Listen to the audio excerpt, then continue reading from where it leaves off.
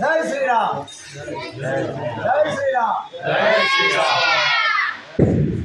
આજે અમારા ધારીની અંદર, અયોધ્યાની અંદર આજ રામ બિરાજમાન થયા છે, એટલે અમારું ધારીની અંદર બધું ધારી આખું ભેગું થઈ ખૂબ પણ રાજી થયું છે અને મોદી સરકારે ખૂબ મહેનત કરી છે।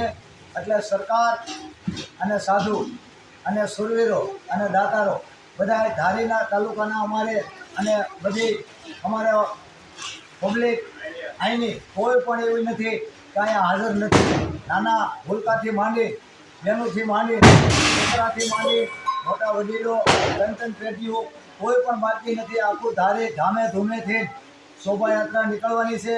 એમાં અમારે સરકારનો ટેકો છે, સુરવીરનો ટેકો છે અને સાધુનો અને આખો ધારી તન મન ધનથી અહીંયા નીકળવાનું છે। કોઈ જાતની ઉપાધિ વગર બહુ શાંતિપૂર્વક નીકળવાનું છે અને બહુ પણ ધારીની અંદર શાંતિ છે। જય દર્શના, જય શ્રી રામ।